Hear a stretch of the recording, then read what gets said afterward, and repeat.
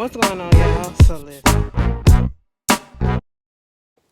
What's going on, y'all? So we are back again for another episode review. And yes, I don't have my stand right now because, bitch, listen, I'm so tired of this little piece just sticking out. Other than that, everything. Anyway, I am on stand right now. I just didn't feel like putting it up because I'm just tired. Anyway, Kandi in the game. First of all, shout out to my girls, Bondi Blue and It's Rocks, for getting posted on Kandi. See, listen, I love it when these reality people interact with their fans or, not necessarily, I don't know, like people that watch the show or whatever and get them props and all that stuff. That is real cute to me. So shout out to Kandi for doing that because she ain't had to. So that's cute. And shout out to my girls for getting they shine. It's very much deserved. Now, bitch, if y'all ain't following neither one of them, Bondi Blue, It's Rocks, okay? ITSROX, It's Rocks. Baby, when Roxanne be doing this show, girl, you in for a good time, for real, because very much at the beginning. I know y'all done seen a couple of videos when she was trying to get that theme song together. And I mean, mama don't edit that shit out. Mama just keep going, start it over, keep going, start it over until she get that shit right. That'd be the best part sometimes. But, shout out to my girls. Anyway, so we are back again for another episode review of Kandi in the Game, Season 1, Episode 7. And, right off the bat, we got the old lady gang. They outside the restaurant. And Kandi was like, let's do a TikTok. Birthday and then was like, what the hell is a TikTok? So they started doing all this stuff, asking questions, who likely to get in fight, who likely to get locked up, who likely to do porn. And here go Mama Joyce, me, because I still look good, I still got this, we saw it last week, so yeah, we'll give you that, Mama. But then after that, so we get it's later night, okay, the scene has changed. We get Dominique, or I should say Dominique, going to meet up with Chandrika at a restaurant. And then we have I believe it was Brandon and Torian, no, Brandon and Patrick, they meet up together and they basically both just going over the stuff that's been happening. And what I got out of all of this, first of all, listen, Patrick is still having his housewarming party.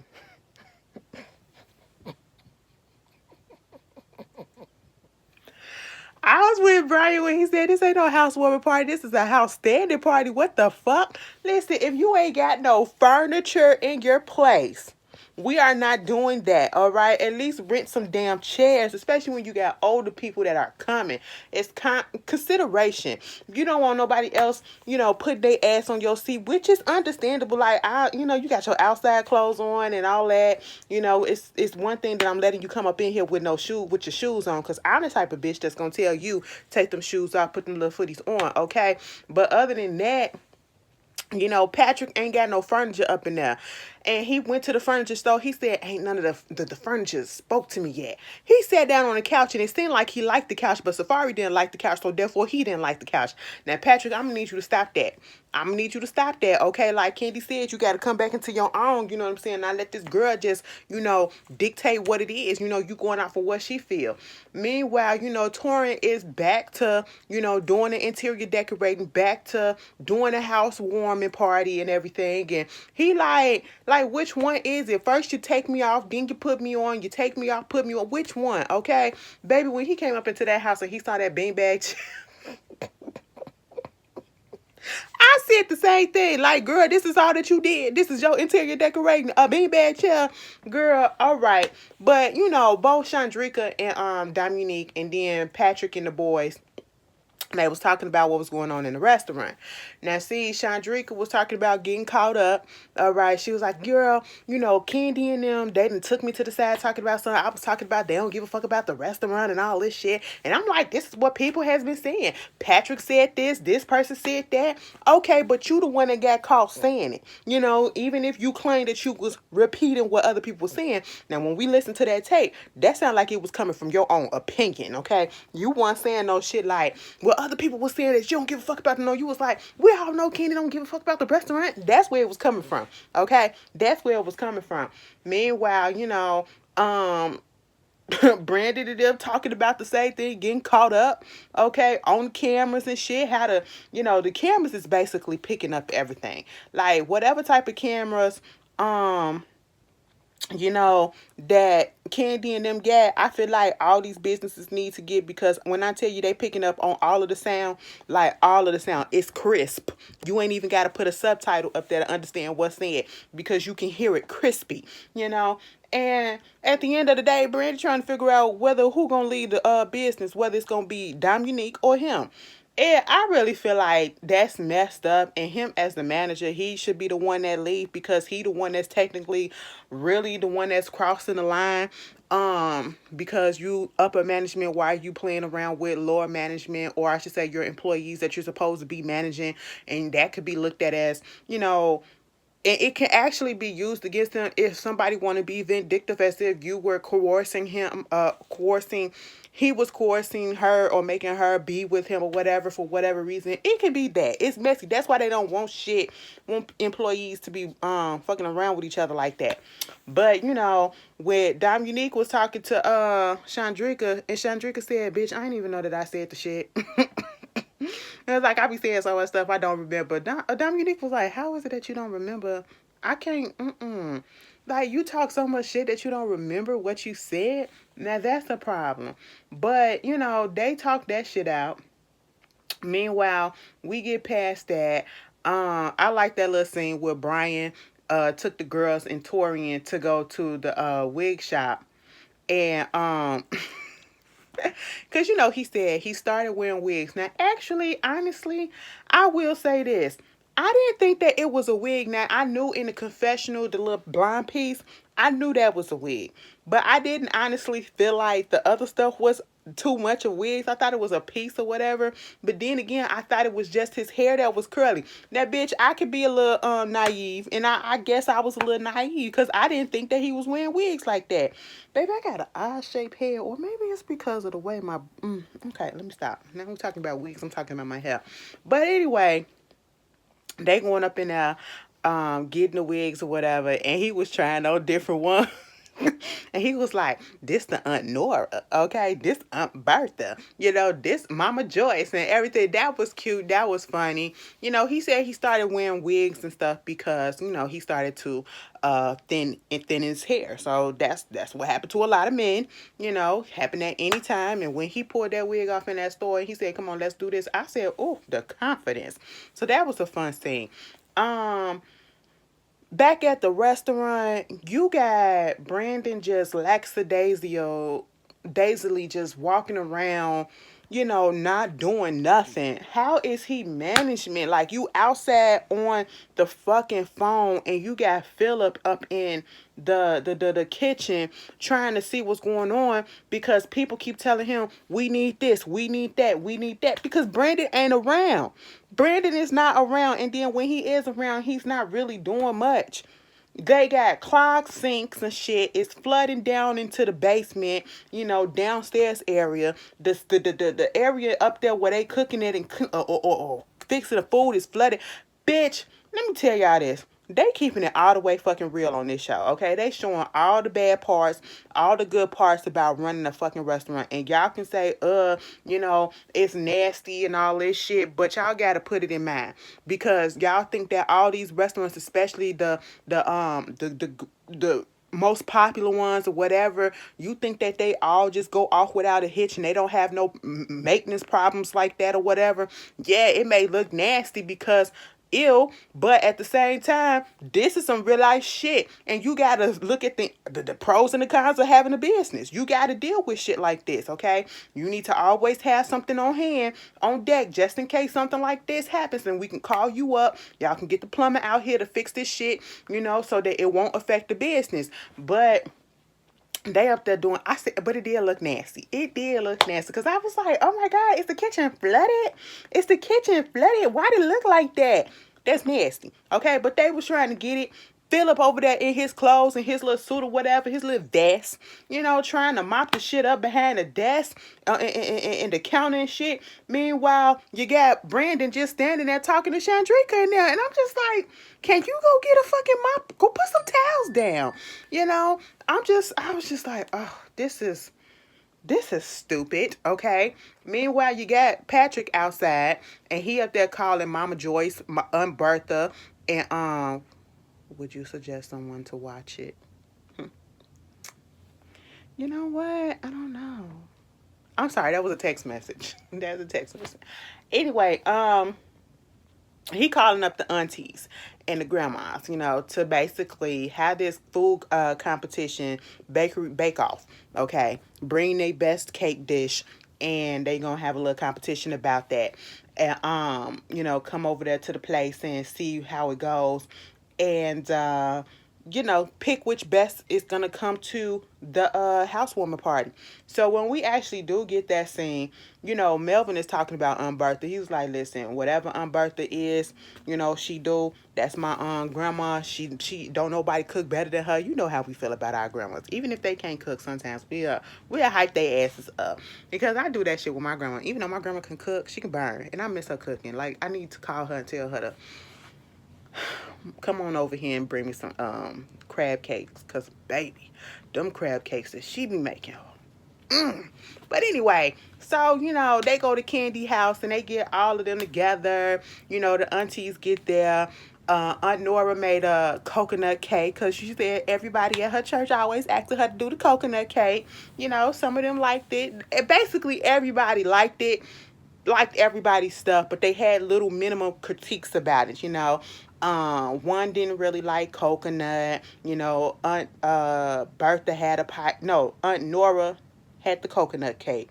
Mama Joyce had a pineapple cake, and Melvin was like, it would have been a little bit better if it would have been strawberries, but other than that, it's still good.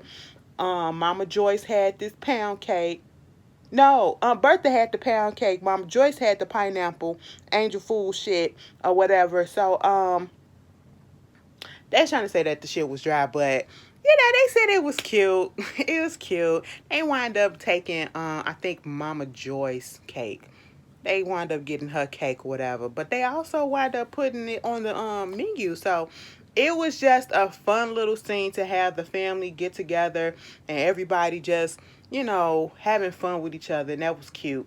Meanwhile, you got Brandon and Dominique going to the dog shop or whatever, getting some little doggy treats, and trying to determine whether or not they gonna go to the housewarming party together.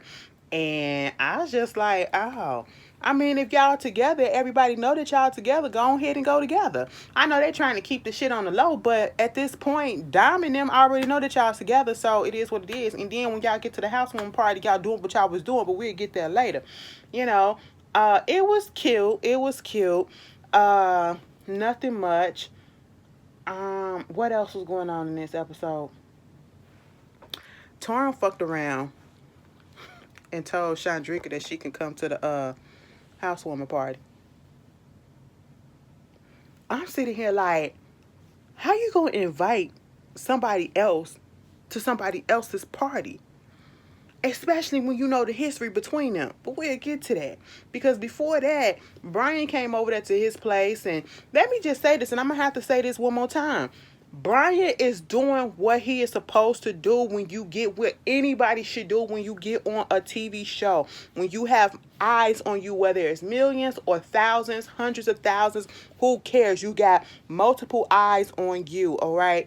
And anybody could just be vested in you. I see that he recently just got a Twitter, which is good, okay? Because he can parlay this into some good success. Because this boy, this man, he has his own business, all right? He been putting these egg rolls in our faces. Now I want to go look it up and see, bitch, can you ship it to Chicago? Because I want to test the shit out, okay? Every other scene, he is talking about his egg rolls. He has his egg rolls on there. And you on a reality TV show where people are looking and it's, getting a lot of looks, like I said, bitch, come on, you got to promote your shit. And we did see Chandrika trying to, do a little photo shoot for her little things, but her glasses, but I mean, it was a blur. It was a blur. If you would have blinked, you would have missed it. Okay. But Brian doing the shit right. That's happening. They get to talking about the whole situation with Safari. Like, it's her presence. Okay. Like, she's a cute girl, but her presence is just so like, like she's, shit was scary. They a little scared of the girl. I wish I fucking would be, okay? But anyway, that's going on. And Safari do the same thing. Ever since Safari been on this show, and she ain't even a main member on the show, she only on the show by by proxy to Patrick. But either she on there talking about her business, they in her place of work, or Patrick is walking around with her product on. You saw in this episode he had the waist trainer on that had her name and shit on there. I said, you know what, bitch, I ain't even mad at that. Okay, bitch, if I'm gonna be on here, I better you put it to use. Okay, put it to good goddamn use, and that's what you're supposed to do. But Torrin was trying to get in contact with Patrick to tell him that Brian was gonna bring the egg rolls, but he couldn't get in contact with him. So he said, "Fuck it, bitch. We just gonna figure it out when we get there." Meanwhile, Patrick and Melvin trying to figure out how they gonna do this whole thing with the housewoman. I don't want nobody taking number twos up in the bathroom, so we're gonna take the toilet paper out. And I'm sitting here like, first of all, you got mainly women coming over there, and we have to wipe our fronts, okay? We have to wipe our fronts. Y'all can shake y'all shit, have little pee stains up in y'all drawers, but baby, we want to wipe our fronts, okay? We don't want to walk around smelling pissy. That's what we don't want to do, okay? So put the tissue back up in there. And they literally took the tissue out just because you don't want nobody having the shits, okay?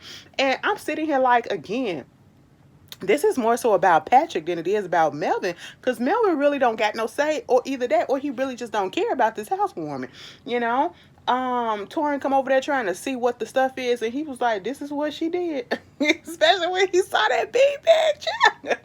That's funny. Like I said, Torrin had invited Chandrika over there, and I just don't understand, why would you do that? Torrin had to go take some tables from Old Lady Gang to take over there to Patrick's place, and Dom and Chandrika and Brandon and June, they like coming to the party together, okay? And at this point, I don't understand why Chandrika wants to come. I don't understand. I don't understand why she was still, even if the invitation was offered to you in good faith, I wouldn't want to show up, because I wouldn't, you my old work. And I know we cool or whatever, but I got my man, I got my relationship or whatever, and your girl already feels some type of way. So why would I want to show up? What am I stunned on? He happy in his relationship allegedly. You're happy in your relationship allegedly. So why do we need to see each other places and stuff like that and kick it when we still got unresolved issues between us already? Because her man and him got into it. You know what I'm saying? It just didn't make no sense why Chandrika wanted to show up. Meanwhile, the whole situation with Safari not wanting her there. Safari, I understand not wanting your man's ex person that he fucking around with in your presence, okay? But at the same time, the way she going about it, to me, even though I said the shit about Chandrika, like, bitch, why the fuck would you want to come? Like, it feels like some messy type shit. Also, it feels like, Safari get kind of like, she's a little bit immature and insecure when it comes to this Chandrika situation, because she really didn't want her in the house. She did show up, and Dom basically said, I'm going to go up in here, I'm going to let them know, see what the thing is, and then I'm going to come back and get you or whatever. And when she told him that they was out there, she was like, no, she ain't coming in. She ain't coming in or whatever. And it was all a big miscommunication, because Patrick did invite everybody, but then he disinvited people, or he didn't technically disinvite people because he didn't put it out there. But since Safari had an issue with Chandrika coming, that's what it was. You know what I'm saying? And so she the main one. No, she don't need to be up in here. She don't need to be up here. And I'm just like, it's giving very much insecure. And I understand that, you don't want to see your man's ex or whatever, even if y'all cool and ain't nothing going on. But at the same time, the girl was standing outside. You could have invited her in for a couple of minutes and walked the fuck, let her go back. Like, she was standing out there with a man on the corner, and y'all had to come out there just to tell her that she can't come in. It gives insecurity a little bit, but I also understand, but I also get insecure from Safari. I really do. The way that The way that she be so underneath him and got this leash on him, that's what I feel like. Like, she got the leash on him, okay? And she know that she can control that man. And I feel as though she doing this because she knew that he was a hoe in his past life. He ain't never been in no real relationship. That's why I feel like she doing all this stuff. But at the same time, I get everybody's side, and I feel like there's insecurity and there's immaturity from all of them. Because again, Chandrika, why would you want to show up? What is the purpose? Because you heard what June said. Just show up to show that you get upgraded or whatever. I'm sitting here like, okay, and are y'all married yet? I know you said that y'all engaged, but are y'all married yet? Like, why you need to stunt? Why you need to stunt? What that do for you? I mean, he happy in his relationship. Y'all happy in y'all's, right? So why are we doing this? But anyway, and of course, Chandrika feels some type of way because Dom didn't come out. Dom and June and Chandrika was like, well, what type of friend is that? Like, if we go to a club together and only one can get in, so you mean to tell me you gonna be the only one that get in and you gonna leave me out here? Nah, I thought we supposed to rock together. And I feel her on that on the one hand, but I don't want to say that she's right, but at the same time, it's like, Chandrika, why did you even show up? Why did you even show up? Who told you that this, in your right mind, that would be a good idea, especially knowing that girl don't fuck with you like that? Girl, anyway, moving on, the aunties get there. Everybody get there. Bertha had to sit on a damn suitcase. You couldn't rent no damn chairs. You couldn't get the fold away chairs. Like, listen, you gonna have a housewarming party. Bitch, make sure the shit is all the way together. That's what you need to do. Okay? Make sure the shit is all the way together. We got furniture, it's furnished and everything, because I'ma talk shit about it. Like, what the hell is this? I'm up in an empty building, bitch. Okay? This ain't even together. Meanwhile, you got Mama Joyce asking, is there some toilet paper up in there? Cause she gotta pee. Okay, we want to wipe ourselves. We don't want to be fishy. Meanwhile, the aunties have a problem with the fact that Dom and Brandon was just feeling and kissing all over each other and doing all of that shit up in front of them and everything. And I feel like, yeah, it's a level of decorum and respect that you should have for, the people that you are, the space that you are in. You have to read the room where you should be able to do something. If everybody else is not doing that and you got older people, have a little bit more respect. But then you had Brian get up there and they was like, this, even Ty said, this don't seem like no housewarming party for no 27-year-old. This like some old people shit. You got an acoustic guitar coming up in there. It just didn't look lived in. The energy just, even from the screen, it just didn't feel good, like, housewarming-y, you know what I'm saying? And then they had Brian get his ass up there and sing. Now, I'm sitting here like, a housewarming party. What is the music like? Put some shit on. Let's jam. Let's get it in or whatever. Brian got up there and sang Amazing Grace for like 20 minutes.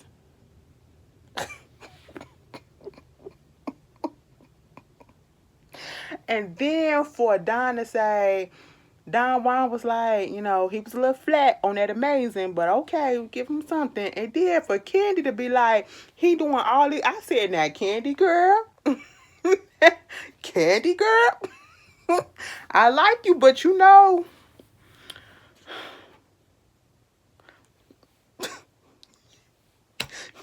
the best singer either, so let's stop. I'm just saying, I'm sorry we have to do that. But girl, like, that was funny to me. But yeah, that was all that was going on in this episode. Y'all tell me how y'all felt about it, baby. It's gonna be some mess. How many more episodes we got in this season? I feel like all the show. Did y'all watch Karen's show? Bitch, I had turned to Bravo like 3 minutes before Kandi show came on, just so I can have it on the channel so I wouldn't miss the beginning. And I was like, why is Karen on my TV? Girl, I didn't even know that her little special was coming on tonight. Where was the promo for that? I guess. Y'all tell me how y'all feel. I'll see y'all later. Peace.